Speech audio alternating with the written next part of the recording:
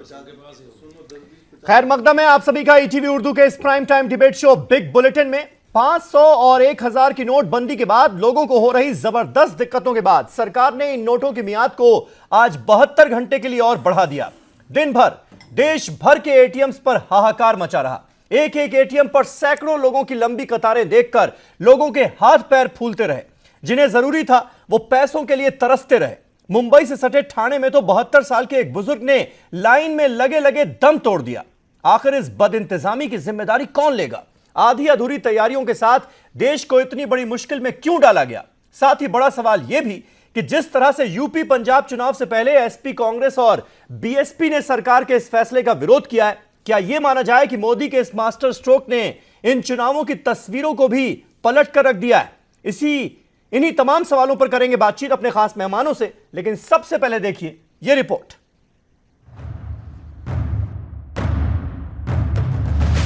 काले धन के खिलाफ मोदी हुकूमत की सर्जिकल स्ट्राइक की वजह से जहां सियासी जमातों की जड़ें खुश्क हो सकती हैं, वहीं बीजेपी ने तैयारी कर ली है कि सरहद पार की सर्जिकल स्ट्राइक की तरह ही बड़े करेंसी नोटों पर लगी पाबंदी इंतखाबात के दौरान भी बहस का मुद्दा बने। जाहिरी तौर पर बीजेपी ये पैगाम देना चाहती है कि काले धन के कारोबारियों की गर्दन अब शिकंजे में होगी, वहीं उनका पैसा अब गरीबों के मफाद में लगेगा। शायद यही वजह है कि बीजेपी के एक बड़े लीडर ने भी बार बार ये दोहराने में हिचकिचाहट नहीं दिखाई। जो टैक्स में चोरी कर करोड़ों अरबों का काला धन जमाए बैठे हैं, अब उन्हें पता चलेगा। उत्तर प्रदेश में विधानसभा के आम चुनाव नजदीक आते हुए देखकर वे अपनी इन सब कमियों पर से जनता का ध्यान बांटने के लिए इन्होंने अब अपनी सरकार के लगभग 2.5 वर्ष बीत जाने के बाद या ठीक विधानसभा के आम चुनाव होने से कुछ समय पहले ही देश में काले धन पर अंकुश लगाने के लिए जो परसों रात इमरजेंसी लगाने जैसा वातावरण पैदा किया है, तो इससे ये प्रतीत होता है कि जिस प्रकार से कांग्रेस पार्टी के जमाने में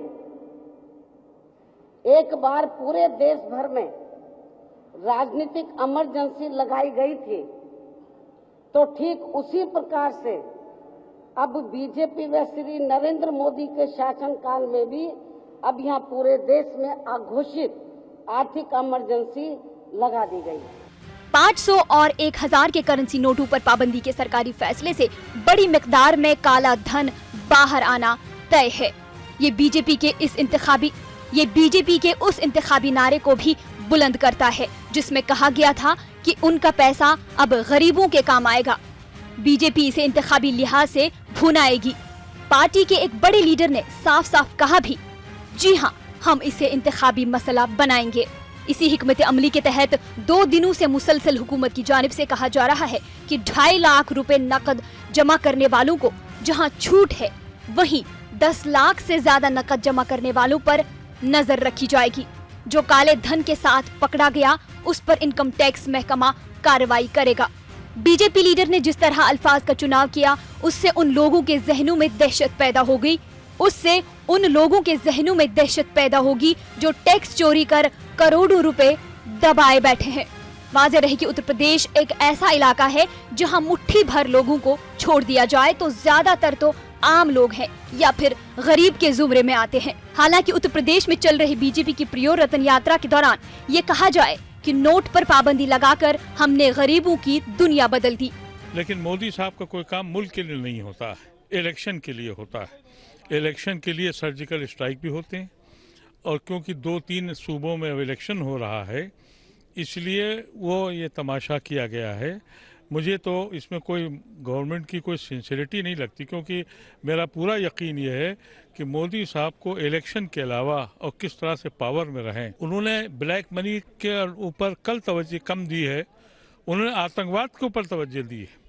यानी ये उनका कहना ये है कि सारा जो आतंकवाद हो रहा है वो इसकी वजह से हो रहा है। काले धन पर लगाम लगाने के लिए करेंसी पर लगाई गई लगाम से हुकूमत जो बताना चाह रही है वो वाज़ेह नहीं है, क्योंकि यूपी असेंबली इंतखाबात में अगर तस्वीर बदलनी है तो वहां के अवाम के लिए काम करना होगा। क्योंकि गुर्बत की मार झेल रहे अवाम का पेट सर्जिकल स्ट्राइक और काले धन से नहीं भरता। Bureau report, ETV news. तो कुल मिलाकर तमाम सवालात खड़े हो रहे हैं। हालांकि बहुत सारे ऐसे लोग हैं देश भर में जो एटीएम के बाहर लाइंस में खड़े हुए थे, लेकिन उसके बावजूद भी सरकार के इस फैसले का समर्थन कर रहे थे, सपोर्ट दे रहे थे, कह रहे थे कि थोड़ी मुश्किलात तो जरूर हो रही हैं, लेकिन आगे लॉन्ग रन में सरकार के इस कड़े फैसले का फायदा जरूर होगा और खास तौर पर उन लोगों पर बड़ी मार पड़ेगी जो कि करोड़ों अरबों रुपए इकट्ठा करके ब्लैक मनी के तौर पर अपने पास रखे हुए हैं। बहरहाल हमारे साथ तमाम खास मेहमान जुड़ चुके हैं जो इस बहस का हिस्सा हैं। हमारे साथ राजीव त्यागी साहब मौजूद हैं जो कि कांग्रेस के स्पोक्स पर्सन हैं। थोड़ी देर में अनिला सिंह जो कि बीजेपी की स्पोक्स पर्सन है वो हमारे साथ बहस का हिस्सा होंगी। राजकुमार भाटी साहब समाजवादी पार्टी के नेता हमारे साथ स्टूडियो में मौजूद हैं और चौधरी मनव्वर हसन गौर साहब बीएसपी के नेता हमारे साथ स्टूडियो में मौजूद हैं।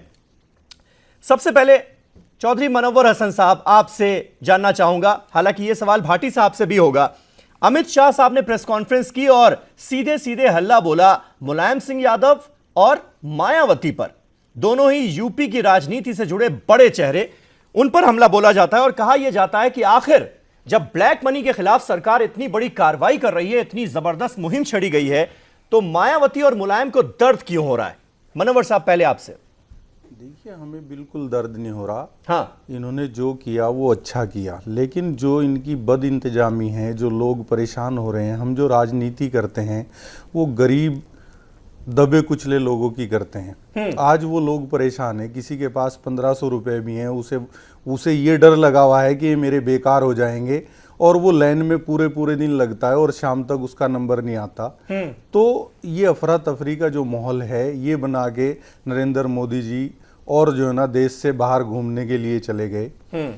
बीजेपी को ये चाहिए था कि अगर उन्होंने 10 महीने से ये तैयारी कर रहे थे इस बात की जी, 10 महीने से अगर वो 100 के नोट 50 के नोट 20 के नोट ज्यादा मार्केट में उतार देते और फिर ये कदम उठाते तो शायद ये परेशानी नहीं होती। आज लोगों के घरों में शादियां हैं। हाँ, और हॉस्पिटलों में लोग हैं जिन्हें जो ना 10,000 से ज्यादा रुपए की जरूरत है, लेकिन वो 10,000 से ज्यादा किसी भी सूरत में नहीं निकाल सकते। आज ये जो भी दूसरी बात ये है कि जो भी ये डिसीजन लिया गया, जो भी ये डिसीजन लिया गया, ये उत्तर प्रदेश, पंजाब, गुजरात और दिगर कई जो ना स्टेटों में इलेक्शन है। बीजेपी ने अपनी पूरी तैयारी कर ली। 100 साल तक बीजेपी को कोई परेशानी नहीं होने वाली है, एक पैसे की कोई परेशानी नहीं होने वाली है। और जो है ना और लोगों को जो ना बीच मझधार में छोड़ के फंसा के और वो जो ना मौज ले रहे हैं। ठीक है, ठीक है। राजकुमार भाटी साहब, पहले जो अमित शाह साहब का आरोप है कि भाई इतना दर्द क्यों हो रहा है मुलायम सिंह यादव को, देखिए दर्द उस हमें पर जवाब। अपना दर्द हमें अपना नहीं है, ना हमें कोई समस्या है, हमें आम जनता का दर्द है। हाँ, ये जो भारतीय जनता पार्टी की सरकार ने जो कदम उठाया है, ये ना तो इसके पीछे इनकी नीयत ठीक है और ना इनका तरीका ठीक है। ये बिना होमवर्क के अचानक घोषणा कर दी गई। आज पूरा देश लकवे की स्थिति में, आर्थिक लकवाग्रस्त है। आज भूखे बच्चों को दूध नहीं मिल पा रहा है, बीमारों को दवाई नहीं मिल पा रही है और लोग परेशान हैं। लोगों को होटल पे खाना तक नहीं दे रहे। मतलब इस मुद्दे पर आप बीएसपी के साथ खड़े हैं, आपको भी लगता है कि आर्थिक इमरजेंसी लगा दी गई? सवाल देखिए, राजनीतिक मुद्दे उठाए जाते हैं, एक जैसे भी हो सकते हैं, समान विचारधारा भी हो सकती है, अलग अलग भी हो सकती है, लेकिन हम इस कदम को बिल्कुल अदूरदर्शी कदम, मोदी जी का बहुत ही बिना सोचे समझे उठाया गया एक कदम मानते हैं। आज पूरे देश में त्राहिमाम है, लोग परेशान है, लोग रो रहे हैं। हार्ट अटैक से कई लोगों की मौत हो चुकी है। जिनके घरों में शादियां, वो बैठे हुए रो रहे हैं, कल बारात आनी है, आज वो बैठे रो रहे हैं, उनके कोई इंतजाम नहीं है। तो ये लोगों जिनके पास कल तक वो रईस सोए थे, लखपति थे, उनके लाखों रुपए उनके इंतजाम के लिए रख रखे थे उन्होंने, शादी ब्याह के किसी भी काम के लिए, आज वो सड़क पे आके खाकपति हो गए। दादरी में एक बच्चे को लेकर गए डॉक्टर के पास, दादरी कस्बे में, उस डॉक्टर ने देखने से इंकार कर दिया कि 100-100 का नोट हो तो मैं देखूंगा, ये परेशानी 500-1000 का नोट नहीं देखूंगा। उसकी पिटाई कर दी लोगों ने, भीड़ इकट्ठी हो गई, वहां पे पुलिस बुलानी पड़ी। ये स्थिति पूरे देश में है। तो ये जो एक ऐसा कदम उठाया कि अफरा तफरी देश में, खुद ही अफरा तफरी, ये तुगलकी फरमान है जो इन्होंने अपनी सनक के लिए, ये एक सन की, मैं तो इसे निर्णय कहूंगा। इससे देश को क्या फायदा हुआ है तो बाद में अर्थशास्त्री आकलन करेंगे, लेकिन देश की जनता को इतना बड़ा नुकसान हुआ है कि लोग मन भर के, मुंह भर के गाली दे रहे हैं इस सरकार को, कोस रहे हैं लोग इसको। राजीव त्यागी साहब, क्या आपको भी लगता है कि आधी अधूरी तैयारियों के साथ उतर आई सरकार?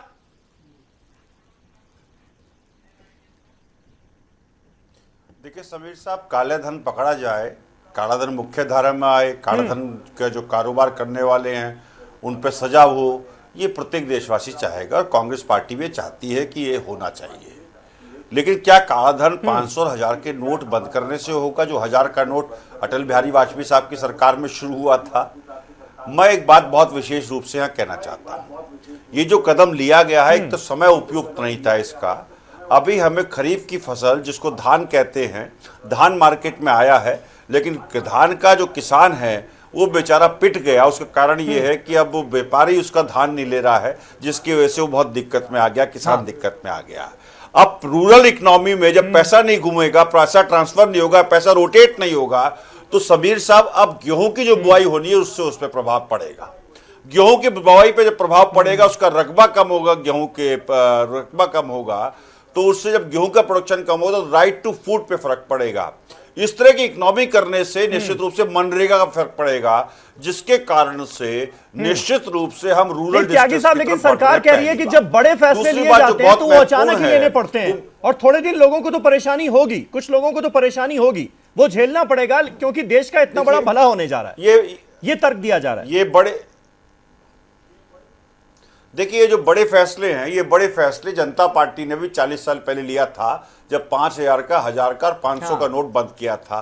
क्या काला धन देश में रुक गया? काला धन तो आज वैसे का वैसे ही है। जब तक आप टैक्स रिफॉर्म्स नहीं करेंगे, जब तक आप सिंगल विंडो नहीं करेंगे, जब तक आप लोगों को कॉन्फिडेंस में नहीं लेंगे, जब तक आप इनकम टैक्स के दायरे में ज्यादातर लोगों को नहीं लाएंगे, जब तक लोगों की इनकम नहीं बढ़ाएंगे, तब तक आप इन चीजों को नहीं कर सकते। 2008 की जब मंदी आई थी तो प्लास्टिक मनी वाले जितने देश थे सब डूबे। भारतीय व्यवस्था प्लास्टिक प्लस कैश इकोनॉमी की व्यवस्था है, वो बची। उसका एक कारण यह भी था कि बचने का कारण था कैश इकोनॉमी भी हमारे यहाँ। अब मैं आता हूं मूल मुद्दे पे। मूल मुद्दा यह है कि सरकार ने काले धन को रोकने के लिए 1000 और 500 के नोट बंद किए।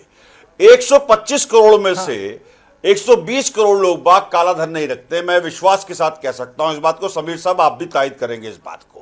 आपकी जो स्टोरी है उसमें बहुत स्पष्ट कहा गया है कि गुर्बत के जीवन से बाहर निकालने के लिए विकास करना होगा। क्या यही विकास है कि 120 करोड़ लोगों को आपने ये मान लिया कि वो काला धन रखते हैं? मोदी जी बैंकों में लाइन लगा करके पूरे देश में खुद बैंकॉक चले गए, जो चिंता का विषय है। लोगों को देखना चाहिए था, जब एटीएम की बात आपकी स्टोरी कर रही है और आप कर रहे हैं, एटीएम में जो नोट डाला जा रहा है 2000 का या 500 का, उसका एक तो वजन हल्का है, उसके डायमेंशंस बैंकॉक से जापान चले गए ना, तो जापान और भी आगे है, बड़ा अच्छा मुल्क है, बड़ा अच्छा उनको कहना, उसका जीवन मिल रहा है वहां पर, लेकिन दोस्त के लोग परेशान है। ठीक है, मैं जो बात बता रहा हूं उस पर टेक्निकल रीजन। अनिला सिंह जी, जब आप अनिला सिंह जी लगातार सवाल उठाए जा रहे हैं, समाजवादी पार्टी ने, बीएसपी ने, कांग्रेस ने, सबने यही कहा है कि आधी अधूरी तैयारियों के साथ इस फैसले को लागू कर दिया गया, एक तुगलकी फरमान सुना दिया गया, आपने तैयारी नहीं की और आज इसका मुजाहिरा हमें देखने को मिला। देश भर के एटीएम्स के बाहर जो अफरा तफरी का माहौल था, सैकड़ों लोगों की कतारें लगी हुई थी और जिनको पैसे की जरूरत थी उनको पैसा मिल नहीं रहा था। आप समझ सकते हैं कि ये कितनी ज्यादा मुश्किलात का सामना करना पड़ रहा है लोगों को।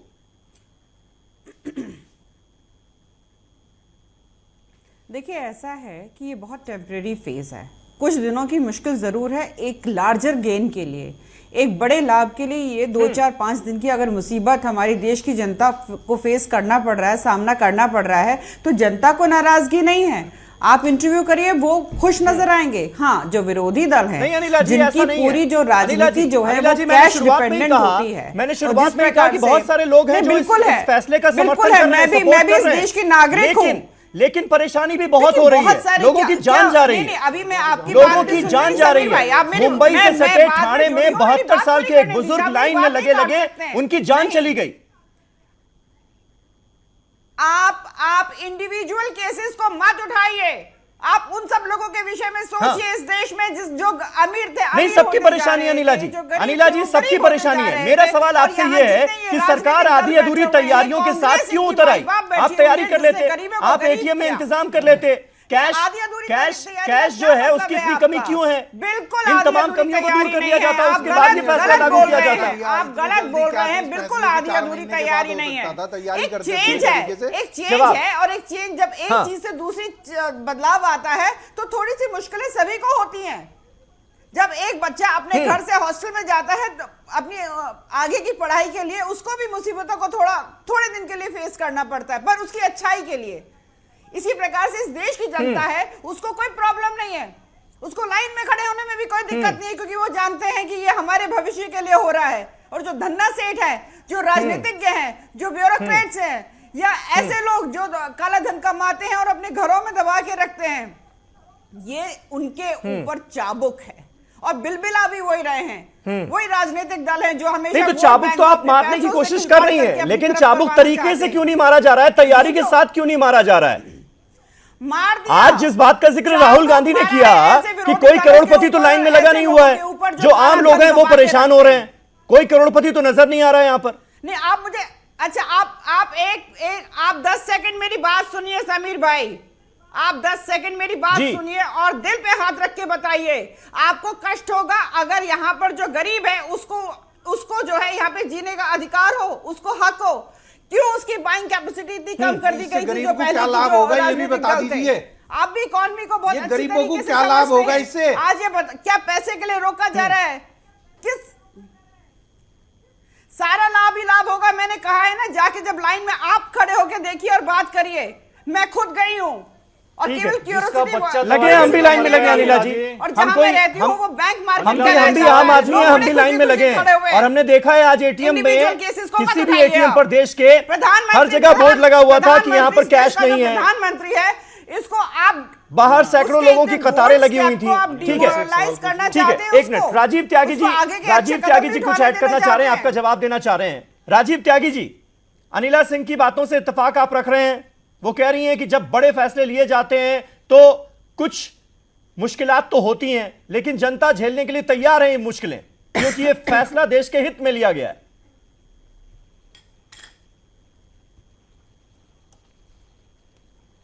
बाग हैं डिबेट पे, आपको मिलाकर के हम उस वर्ग का प्रतिनिधित्व करते हैं जिसको मिडिल क्लास कहते हैं। उसको बहुत ज्यादा परेशानियां नहीं है इस विषय में, लेकिन आने वाले समय में सबसे ज्यादा परेशानियां मिडिल क्लास को होगी। पहला मैंने कहा कि रूरल डिस्ट्रेस बढ़ेगा इससे पूरे देश में, दूसरा अनएम्प्लॉयमेंट बढ़ेगा पूरे देश में। दिहाड़ी मजदूर जिसको रोज सुबह पैसा कमाने जाना है, हर शाम को पैसा कमा के चूल्हा जलाना है, उसको 30 दिसंबर तक तो कम से कम काम नहीं मिलेगा। मेरे पास जो सूत्रों के इंफॉर्मेशन है, रेलवे के जो बहुत सारे सरकारी मैं आपके बीच में नहीं बोला था, मैं बोल रहा हूं ना, बता रहा हूं आपको। देखिए बता रहा जी, जल्दी से पूरी रेलवे जो कि बहुत बड़े पैमाने पे लोगों को लेती है, दिहाड़ी मजदूर लेती है। एफसीआई जो दिहाड़ी मजदूर लेती है, कंस्ट्रक्शन की बहुत सारी कंपनियां जो देश में सरकारी हैं वो दिहाड़ी मजदूर लेती हैं, वो दिहाड़ी मजदूर लेना बंद कर दिया, स्टैंड स्टिल हो गया पूरा देश। इससे जीडीपी की ग्रोथ पे देश की असर पड़ेगा। अब ये जीडीपी का मतलब ये तो नहीं कि भारतीय जनता पार्टी का अधिकार है उस जीडीपी पे, 125 करोड़ लोगों का जीडीपी में अधिकार है। तीसरा जो बहुत महत्वपूर्ण काम होगा, जो बहुत नेगेटिव हो जाएगा, 2015 में 3,20,000 करोड़ रुपए के एनपीए थे बैंक्स के, जो बढ़कर के 2016 में 6,29,000 करोड़ हो गए। अब बैंक के एनपीए और बढ़ेंगे क्योंकि टर्नओवर घूमेगा नहीं कंपनीज का, जिसके से दिक्कत आएगी। मेरा एक पूछना है अपना लोगों की समस्या की बात कर रहे हैं। आलोक जैन साहब हमारे साथ जुड़ चुके हैं, चार्टर्ड अकाउंटेंट हैं। आलोक जैन साहब, आपसे जानना चाहूंगा, एक आम आदमी जब आज सुबह उठा तो उसको यह लग रहा था कि भाई आज एटीएम खुलेंगे, कुछ हमें राहत मिलेगी, कुछ पैसे हम अपनी जरूरत के निकाल पाएंगे, लेकिन कितनी मुश्किलात का सामना करना पड़ा। आज आपने देखा सुबह से शाम तक लोग कतारों में लगे रहे, जिसको बहुत ज्यादा पैसे की जरूरत थी उसको पैसे नहीं मिल पाए, जिसकी वजह से बहुत सारी दिक्कतें हुई। इसका जिम्मेदार कौन है आपके हिसाब से? सर देखिए, ऐसा है कि इसमें कोई शक नहीं है कि थोड़ी परेशानी हो रही है लोगों को, और ये परेशानी होगी थोड़े दिन और। पर कुछ लोगों को ये ज्ञान नहीं है कि अगर हम चाहें अपने बैंक अकाउंट में हम 50,000 रुपए तक पैसे जमा करा सकते हैं और उसके बाद इकट्ठे 10,000 रुपए निकाल सकते हैं। हर एक बैंक में जो बंदे अपने अकाउंट से पैसे निकाल रहे हैं उनके लिए अलग लाइन बनाई गई है, और जो बंदे नोट एक्सचेंज करने के लिए आए हैं उनके लिए अलग लाइन बनाई गई है। तो लोगों को इस चीज का इल्म ही नहीं है कि वो अपने बैंक अकाउंट में पहले पैसे जमा कराएं और इकट्ठे 10,000 रुपए निकाल सकते हैं। वो भी काम बहुत मुश्किल था आज, वो भी काम बहुत मुश्किल था, सैकड़ों लोगों की कतारें लगी हुई का इतना बड़ा इंपैक्ट। मैं आपको एक बहुत एज अ चार्टर्ड अकाउंटेंट एक बात बताना चाहता हूं कि इसका एक सबसे बड़ा इंपैक्ट जो आएगा आज की डेट में, बहुत सारी इंडस्ट्रीज ऐसी हैं, कंस्ट्रक्शन इंडस्ट्रीज ऐसी हैं, बिल्डर्स ऐसे हैं जो कि कॉन्ट्रैक्ट लेबर को कैश में पेमेंट करती है। हाँ, पर क्योंकि अब इससे काला धन पे बहुत बड़ी रोक लगेगी, कैश की ट्रांजैक्शन की मेंटालिटी लोगों की चेंज हो गई है। अब लोगों को व्हाइट में पैसा मिलेगा। अब उन लेबरों को अगर व्हाइट में पैसा मिलेगा तो उनका ईएसआई कटेगा, उनका पीएफ कटेगा, जो कि आज की डेट में वो चोरी छुपे उनको कैश में पेमेंट कर रहे हैं। अब उनको एक नंबर में पैसा देंगे तो उनको और सब सुविधाएं मिलेंगी। ठीक है, वो बहुत अच्छी बात है, लेकिन सरकार पूरे इंतजाम के साथ क्यों नहीं उतरी मैदान में? मेरा सवाल यह है, आज जो एटीएम्स पर बदइंतजामी हो रही है, लोगों को इतनी मुश्किलात का सामना करना पड़ रहा है, वो क्यों?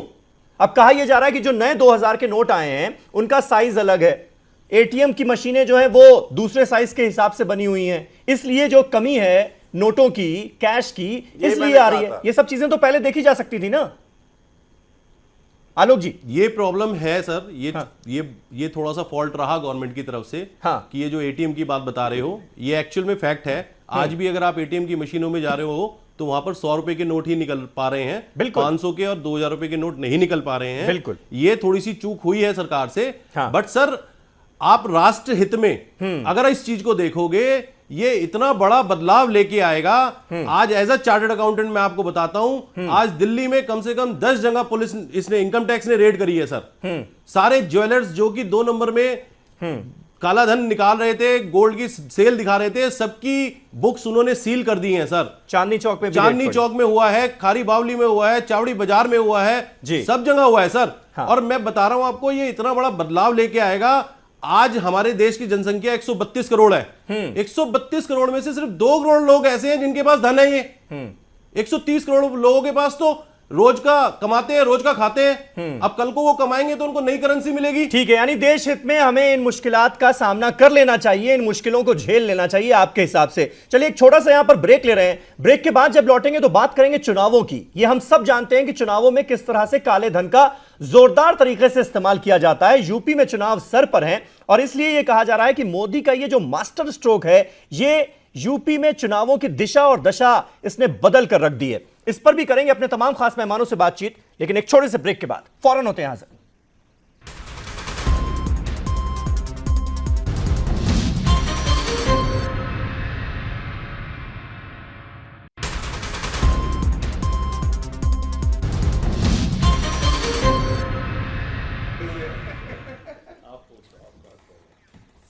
तो आज देश भर के एटीएम्स पर जो लोगों को परेशानी हुई उसका जिक्र हमने ब्रेक से पहले किया।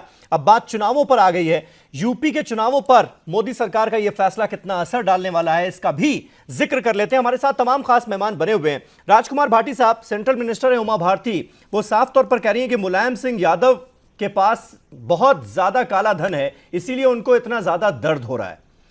उनका बयान हमने सुना, वो कह रहे हैं कि भाई इतनी जल्दबाजी क्या थी, 24 घंटे की तो मोहलत दे देते। मोहलत किस चीज की चाहिए थी? उमा भारती जी की बयान पर मैं ये टिप्पणी करना चाहूँगा कि आप चैनलों के स्टूडियो से बाहर निकलिए, एसी दफ्तर से, शहर महानगरों से बाहर निकलिए, गांव-गांव में जाइए और गांव में किसी भी अनपढ़ आदमी से पूछिए कि सरमाएदारों की और काला धन वालों की पार्टी इस देश में कौन सी है। हर तीसरा आदमी बीजेपी का नाम लेगा। भारतीय जनता पार्टी पूंजीपतियों की पार्टी है, ब्लैक मनी वालों की पार्टी है, पैसे वालों की पार्टी है, सरमाएदारों की पार्टी है, 2 नंबर का धंधा करने वालों की पार्टी है, मिलावटखोरों की, मुनाफाखोरों की, जमाखोरों की पार्टी भारतीय जनता पार्टी है। तो उमा भारती जी को 100 बार सोचना चाहिए। समाजवादी पार्टी जैसी नेक पार्टी पे आरोप लगाते हुए, ये गरीब गुरबा की पार्टी है, कमजोर लोगों की पार्टी है, किसान मजदूरों की पार्टी है, गांव की पार्टी है। हमारे पास काला धन कहां से आया? लेकिन चुनावों में तो ब्लैक मनी का इस्तेमाल होता है ना। देखिए, मैं खुद चुनाव लड़ता हूं, मैं खाली जेब घर से निकलता हूं, ईमानदारी से बता रहा हूं, ये भाषण देने की बात नहीं है। खाली जेब घर से निकलता हूं जिस दिन नॉमिनेशन करने निकलता हूं, और चुनाव के बाद 10-20 हजार रुपए जेब में बचा के लाता हूं। मैं 1 रुपया जेब से खर्च नहीं करता चुनाव में। हमारे तो ज्यादातर प्रत्याशी इस तरह चुनाव लड़ते हैं, हमें चंदा मिलता है, कार्यकर्ता देते हैं, कार्यकर्ता चुनाव लड़वाते हैं, गांव-गांव में कार्यकर्ता हैं। हम इनकी तरह टिकट खरीद कर थोड़ी लाते हैं। भारतीय जनता पार्टी में तो खुले टिकट बिकते हैं। तो पैसे वाले लोग आते हैं, पैसे वो तो मनोहर हुसैन साहब की पार्टी में आप विश्लेषण करें, इनके एमपी कितने। मनोहर हुसैन साहब, करोड़पति। आपके लिए दिक्कत है क्या इस बार चुनावों में, इस फैसले के लागू होने के बाद? क्योंकि आपके यहाँ तो खुलेआम टिकटों की बिक्री होती है। हमारे यहाँ टिकटों की कोई बिक्री नहीं होती है। अगर आपके पास कोई ऐसा सबूत है तो आप मुझे दिखा दें। अच्छा, एक बात। दूसरी बात यह है कि मैं अनिला जी से एक बात पूछना चाहता हूँ कि इन्होंने जो भी ये किया, तुगलकी फरमान कह दो या तालिबानी फरमान कह दो, जो भी इन्होंने ये किया है, इसके बाद ये बता दें क्या देश में काला धन बचेगा? अगर नहीं तो फिर 1000 के और 5000 के नोटों की क्या जरूरत होगी जब मेरे पास 50 लाख रुपए बचे और वो मेरे जेब में, मेरे बैंक में हैं और एक नंबर के हैं। अब मैं किसी को अगर पेमेंट करूंगा तो चेक से करूंगा, डीडी के थ्रू करूंगा। आज इन्हें जो है ना 2000 का नोट लाने की क्या जरूरत हो गई? क्या जो है ना क्या ये करना चाहते हैं? पहले अगर फेक करेंसी हमारे देश में आती थी तो 1000 का नुकसान होता था, अब ये 2000 का नुकसान करने जा रहे हैं। आने वाले टाइम में कह रहे 5000 का नोट भी चलाएंगे, 1000 का भी वापस चलाएंगे। तो आखिर इनकी पॉलिसी क्या है? ये क्या चाहते हैं देश के साथ? ये आखिर करना क्या चाहते हैं? इसका जवाब आपको देना चाहिए कि आप एक तरफ कह रहे हैं कि ब्लैक मनी को रोकना आपका मकसद है, दूसरी तरफ आप 2000 का नोट इश्यू कर देते हैं। बात यह भी हो रही है कि भाई 500 और 1000 का नोट जो है, नया नोट, वो भी जल्दी मार्केट में आ जाएगा। तो आप कैसे रोक लेंगे? 2000 का नोट भी जारी कर रहे हैं और कह रहे हैं ब्लैक मनी भी रुक जाएगी, कैसे? जल्दबाजी में कर रहे हैं कि उसमें विरोधाभासी चीजें हैं ना दोनों। नहीं, मैं उत्तर दे देती हूँ। शायद हमारे जो भाई हैं बीएसपी के, अनवर साहब, मुनव्वर साहब और भाटी साहब, इन दोनों को शायद ज्ञात नहीं होगा कि बहुत बड़े पैमाने पे पाकिस्तान से नकली नोट 500 और 1000 के छप के नेपाल के माध्यम से यहाँ पर आते थे, या चीन से, और जो इधर वियतनाम, कंबोडिया, इन सब कंट्रीज के माध्यम से हमारे कंट्री में आते थे, देश में आते थे, जो कि मेजरली टेररिज्म के लिए, आतंकवाद के लिए इस्तेमाल होते थे। एक उस पर बहुत बड़ा ये झटका लगेगा, ठीक है। और दूसरी बात ये है कि जो ये कह रहे हैं कि भाई 2000 के नोट क्यों लेकर आ गए हैं, या भविष्य में 1000 के नोट लेकर क्यों आ गए हैं? अगर यही करना था तो अभी 500 और 1000 के नोट क्यों बंद कर दिए गए? अभी हमारे जो सीए साहब हैं, जैन साहब, उन्होंने भी बताया है, और ये सारे विद्वान लोग बैठे हैं, इन्हें खूब अच्छी तरीके से पता है, परंतु अपनी पार्टी का प्रतिनिधित्व कर रहे हैं तो इनको भारतीय जनता पार्टी पे प्रहार करना इनके लिए आवश्यक है। ये जानते हैं कि जैसा अभी इन्होंने भी बताया था, एक गरीब व्यक्ति है जिसको वो कैश में तनख्वाह देते थे, अब उसका पीएफ भी कटेगा, तो कहीं ना कहीं उसकी जो है एक सोशल सिक्योरिटी भी आएगी। यहाँ पर इस देश में 1% लोग जो हैं वो इनकम टैक्स का रिटर्न भरते हैं, बाकी लोग नहीं भरते हैं। अब ये सारा का सारा ये जो पैरेलल कैश इकोनॉमी चल रही थी, ये खत्म होकर जब व्हाइट इकोनॉमी आ जाएगी तो हमारी जी, मेरा सवाल ये था कि 2000 का नोट इश्यू करने से करप्शन इस देश में कम कैसे हो जाएगा? ब्लैक मनी रखने वाले जो हैं वो कैसे डर जाएंगे? नहीं, फिर अब जरूरत क्या रहेगी उसकी जब एक नंबर का पैसा है? बिल्कुल डर जाना चाहिए। ये मोदी है, ये प्रधानमंत्री मोदी है, अब जो लोग ये सोच रहे हैं, ख्वाब देख रहे हैं कि 2000 का नोट आ गया, अब हम भविष्य में हम फिर से काला बाजारी करेंगे, वो चेत जाएं। आपको याद होगा जब 30 सितंबर की डेट से पहले हमारे प्रधानमंत्री मोदी जी ने केरला में कह दिया था, मैं रुला दूंगा ऐसे लोगों को जो काला धन अपने पास रखते हैं, इस देश की इकोनॉमी को चरमरा के रख दिया है, खत्म करके रख दिया, और वही हो रहा है। वही लोग रो रहे हैं जो बिल्कुल कैश डिपेंडेंट है, आम आदमी नहीं, जिसके पास नंबर 2 का पैसा नहीं है, वो मोदी जी ने इलेक्शन में ये भी कहा था कि 15 लाख करके अकाउंट में भिजवा देंगे, उस पे क्या किया राजीव त्यागी जी, मुझे ये समझाइए कि एक तरफ फाइनेंस मिनिस्टर ये कहते हैं कि हम कैशलेस इकोनॉमी की तरफ आगे बढ़ रहे हैं, दूसरी तरफ 2000 के नोट भी इश्यू कर दिए गए और 1000 और 500 के भी कुछ दिन में आ जाएंगे, तो ये होगा कैसे? क्या करना चाह रही है सरकार आपके हिसाब से? देखिए, इसको कहते हैं मुंगेरी लाल के हसीन सपने देखना बुरा नहीं है, सरकार भी ये सपना देख रही है। मैंने आपको शुरू में एक उदाहरण दिया था कि 40 साल पहले जनता पार्टी की सरकार ने भी 500, 1000 और 2000 और 5000 के नोट बंद किए थे, लेकिन उसके बाद ब्लैक मनी कहां से कहां पहुंची। ब्लैक मनी तो साहब देखिए, रियल एस्टेट में, पीले इकोनॉमी में, येलो इकोनॉमी जिसे कहते हैं, गोल्ड कहते हैं, उसमें, या फिर विदेशों में जिसकी बात की थी मोदी ने, जगह 80 लाख करोड़ रुपए हैं, बाबा रामदेव जी ने 800 लाख करोड़ रुपए बताए थे, वो 15-15 लाख रुपए सबको मिल रहे थे। समीर साहब, हो सकता है आपको मिल गए, लेकिन मुझे तो नहीं मिले अभी, हो सकता है अनिला जी को मिल गए हों और पार्टी जी को ना मिले हों अभी। लेकिन जो बहुत महत्वपूर्ण बात मैं कहने जा रहा हूँ, 27 अक्टूबर 2016 को दैनिक जागरण के मिल जाएंगे, अनिला जी कह रही मिल जाएंगे, कहाँ लोग कंप्लीट करूँ ना, मिल जाएंगे। चलिए, इनका भी ये जुमला इनका भी मान लेते हैं, इनका जुमला भी मान लेते हैं। 27 अक्टूबर 2016 को कानपुर से छपने वाले जागरण में, अनिला जी, ये सभ्यता की डिबेट नहीं है जो आप कर रही हैं, और मैं आपको सभ्य मानता हूं, हाँ। मैं आपको सभ्य मानता हूं, समीर करके भाई सुनिए के- मेरी नहीं, बात। मैं समीर- 27 समीर अक्टूबर भाई 2016 को के- दैनिक जागरण समीर भाई कानपुर के संस्करण ने प्रश्न का छाप जवाब दिया दे था, रही थी। छाप दिया था कि सरकार जो है 500 हजार के नोट बंद करने जा रही है। 1 अप्रैल 2016 को गुजरात के एक अखबार में ये चीज छप चुकी थी। क्विंट अखबार में आज ही लगी है पूरी स्टोरी कि लोगों को पता था कि इस तरह से चीजें होने जा रही है। पहली बात। दूसरी बात, आतंकवाद पे बात चल रही थी और अनिला जी ने स्वीकार किया। अनिला जी, ये टॉप सीक्रेट नहीं था, उद्योगपतियों के लिए नहीं था, जिनके 1,12,000 करोड़ रुपए सरकार पहले ही माफ कर चुकी है और सुप्रीम कोर्ट ने इस पर एडवर्स टिप्पणी की है। अब आता हूं मैं आतंकवाद पे और जाली नोटों पे। अनिला जी ने भी माना अभी कि जाली नोट बहुत बढ़ गए थे। सरकार की सुरक्षा करने का दायित्व है। सरकार अपनी सीमाओं की सुरक्षा क्यों नहीं कर रही है?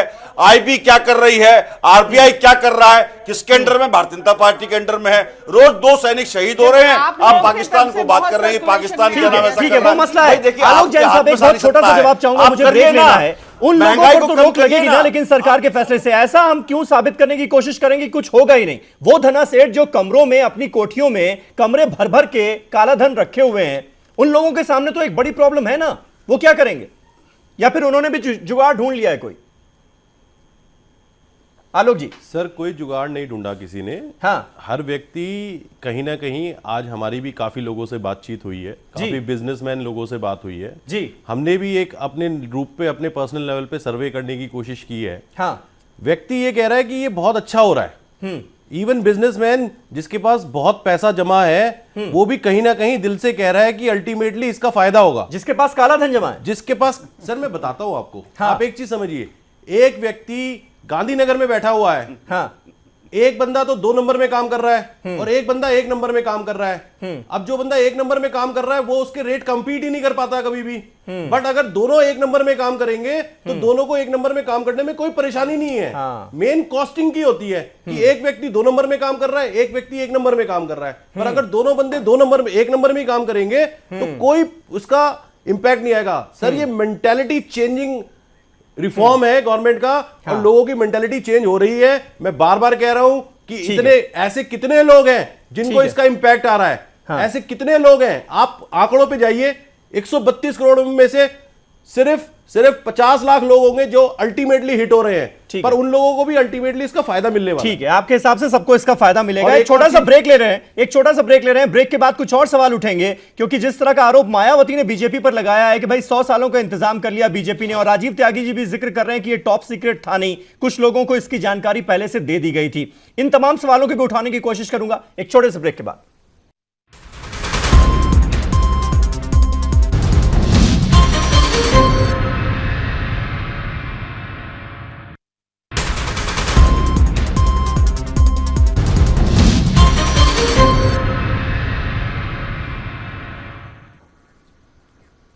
तो बहस का आखिरी दौर आ चुका है। हम चुनावों का जिक्र कर रहे हैं कि चुनावों पर कितना असर डालेगा मोदी सरकार का यह फैसला।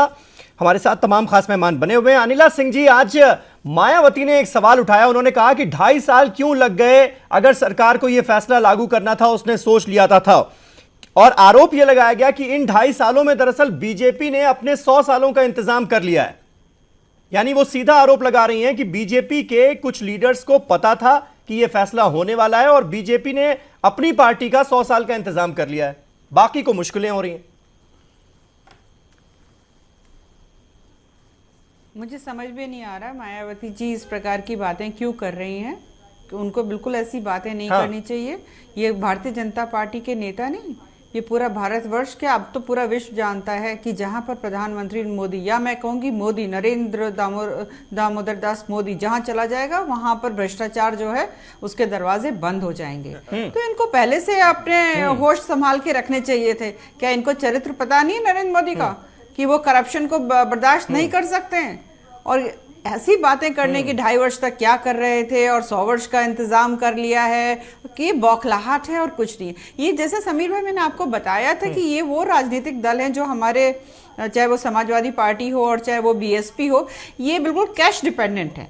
कैश डिपेंडेंट पार्टीज है, चाहे वो चुनाव हो या कुछ भी हो। मतलब जब ये पावर में होते हैं तो उस वक्त केवल और केवल इनको पैसा कमाने के अलावा और कोई होश नहीं रहता। चुनाव लड़ेंगे तो इनके कैंडिडेट्स जो हैं पैसा बिखेरते हैं वोटर्स के बीच में, और जैसा कि एक ईमानदार कैंडिडेट जीते तो कैसे जीते, क्योंकि दूसरी तरफ के जो कैंडिडेट्स होते हैं वो पैसा फेंकते हैं। मनोहर हसन साहब, इस वक्त आपके सामने भी ये मुश्किल हो गई है क्या? और जो एक सरकार का अच्छे कैंडिडेट फैसले को लागू होने के बाद चुनावों में जो ब्लैक मनी है उसका इस्तेमाल करना बहुत ज्यादा मुश्किल हो गया है और आप जनता के बीच जाकर ये बात कह भी नहीं सकते, ये मुश्किल है क्या? नहीं, हमारे लिए कोई मुश्किल नहीं और किसी के भी लिए कोई मुश्किल नहीं है। हाँ। ये तो बीजेपी का और इनका प्रोपगंडा है। मैं अनिला सिंह जी से एक बात पूछना चाहता हूँ, आप जो ना देश में वोटिंग करा लें, ये जो पार्टी की हमारी पार्टी गलत और इनकी सही और नरेंद्र मोदी जी साफ सुथरे, सारा कुछ ठीक है, मैं भी मानता हूँ। क्या बीजेपी के पास 2 नंबर का पैसा नहीं पार्टी के पास? क्या उन्होंने उसे जो ना 1 नंबर में नहीं कर लिया? 100 साल का जो ना रास्ता बना लिया। तो ये जो ना, इसकी एक बात मैं और पूछना चाहता हूँ अनिला सिंह जी से, तो फिर ये इनका सर 1 मिनट की बात है, 1 मिनट की भी नहीं है। हाँ। अनिला सिंह जी ये बता दें, जो इनकम टैक्स डिपार्टमेंट हैं और ईडी हैं और बहुत सारे डिपार्टमेंट है, फिर इनकी क्या जरूरत है? जब सरकारी सीधे सीधे ये कार्रवाई करने पे आ गई तो इन्हें खत्म कर दें। इनकी तो अब जरूरत ही नहीं है, क्योंकि नरेंद्र मोदी जी सब ठीक कर देंगे। जहां कहीं जरूरत होगी वो उस काम को ही बंद कर देंगे पूरी तरीके से। फिर इन एजेंसियों की क्या जरूरत है? हमें 2 करोड़ रुपया खर्च किया जा रहा है। लेकिन ये सवाल तो है ना कि अगर आप जनता के सामने ये कहते हैं कि भाई सरकार ने गलत फैसला किया, तो दूसरी तरफ से आरोप ये बड़ी आसानी से लगाया जा सकता है कि आप ब्लैक मनी रखने वालों के साथ खड़े। नहीं, हम इसलिए कहते हैं कि हमने लोगों को आज बैंक की लाइन में लगे हुए रोते हुए देखा, हमने लोगों के बच्चों को दवाई के अभाव में मरते हुए देखा है, हमने भूखे लोगों को देखा है। हम लोगों की परेशानी देख के कह रहे हैं, हमें निजी रूप से कोई परेशानी नहीं है। ये बिना तैयारी के उठाए गए कदम है। अब जो 2000 का नोट मोदी जी लेके आए हैं, वो एटीएम मशीन में उसका साइज भी नहीं आ रहा, एटीएम मशीन में आ नहीं रहा वो नोट। उस नोट पे गलत भी छपा हुआ है, 2000 को 2000 छपा हुआ है। इतनी जल्दबाजी में ये नोट लेके आए, इतनी जल्दबाजी में कदम उठाया है। कौन सी आफत आ रही थी? 6 महीने तैयारी करते, संसद में चर्चा कराते, सारी पार्टियों को विश्वास में लेते। ये एक राष्ट्रीय कार्य था, ये कोई बीजेपी का कार्य तो है नहीं। ठीक है, ये एक राष्ट्रीय कार्य था, इसे सबसे सलाह मशवरा करके तब उठाते इस कदम को। ठीक है, राजीव त्यागी जी, आपको क्या लगता है कि सरकार के इस बड़े फैसले के बाद अभी यूपी और पंजाब में चुनाव तो सर पर हैं, क्या वहीं पर अग्नि परीक्षा हो जाएगी? अगर काले धन का इस्तेमाल चुनावों में रुक जाता है तो यानी सरकार का यह फैसला बहुत सही रहा, सक्सेसफुल रहा।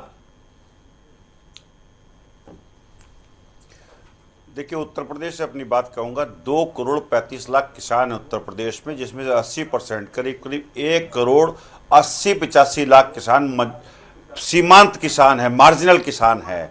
उनको सबसे ज्यादा दिक्कत आने वाली है, क्योंकि वो बुआई नहीं कर पाएंगे। नहीं, चुनावों में काले धन के इस्तेमाल का जिक्र किया मैंने। समझिए, मैं बार बार इस बात को कह रहा हूं। हाँ। इसी वजह से मोदी सरकार को वोट नहीं देंगे लोग बाग। रही बात काले धन की, ये कटु सच्चाई है, बहुत कम पॉलिटिकल लोग बाग स्वीकार करते हैं इस बात को। हमारे राजनीतिक व्यवस्था में काले धन का बहुत बड़ा योगदान है, इसमें कहीं को संशय नहीं है। लेकिन क्या मोदी सरकार आरटीआई के दायरे में लाएगी राजनीतिक पार्टियों को? भाषण देना और कार्यान्वित करना ये अलग अलग चीजें हैं। क्या आरटीआई के दायरे में लाएगी? पहली बात। दूसरी बात मैं बहुत विशेष कहना चाहूंगा उत्तर प्रदेश से पूरे देश के परिप्रेक्ष्य में कि 2014 में जब मोदी सरकार आई, गंगा मैया ने बुलाया है। जिस व्यक्ति ने पूछा गंगा मैया की सफाई क्यों नहीं हुई, वो धर्मद्रोही देशद्रोही हो गया। 2015 में गाय मैया की सेवा हुई। वो तमाम नेता वो तमाम नेता या फिर नेताओं के चेले जिनके पास 500,000 के बंडल भरे पड़े थे, करोड़ों रुपए भरे पड़े हुए थे चुनावों में खर्च करने के लिए ब्लैक मनी के तौर पर, उन पर तो नकेल कसेगी इस फैसले के बाद। मानेंगे आप ये? समीर साहब, हिंदुस्तान में अभी भी एक जो रामायण में चौपाई आई है वो बहुत सार्वगर्भित है। समरथ को ना दोष गोसाई। सामर्थशाली व्यक्ति को कोई दोष नहीं होता है, उसके सब काम हो जाएंगे। 30 दिसंबर तक का टाइम है, सारी चीज वो कर लेगा। लेकिन उससे पहले मोदी जी की कैबिनेट के जो बहुत सारे लोग बाग हैं, उन्होंने बहुत सारे उद्योगपतियों को इंफॉर्मेशन दी। 1,12,000 करोड़ रुपए उद्योगपतियों का मोदी सरकार माफ कर चुकी है, जिसका सुप्रीम कोर्ट ने संज्ञान लिया। लास्ट सेंटेंस में कहना चाहूंगा, चुनावों में भी ब्लैक मनी का इस्तेमाल तो होगा, उससे कोई गाय मैया की जय बोल रही थी, जिसने गाय मैया की बात उठा दी,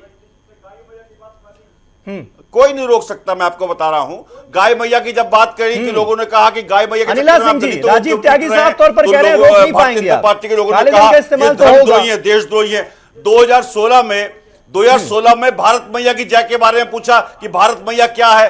भारत मैया या राष्ट्र धर्म ये कहता है कि किसान की आंखों से आंसू पूछे, नौजवान को रोजगार मिले, महंगाई पे कंट्रोल हो, पाकिस्तान को उसकी औकात दिखाई जाए। लेकिन भारतीय जनता पार्टी, ठीक है राजीव जी, आपने अपनी बात पूरी कर ली, आपने अपनी बात पूरी कर ली। अनिला जी जल्दी से जवाब।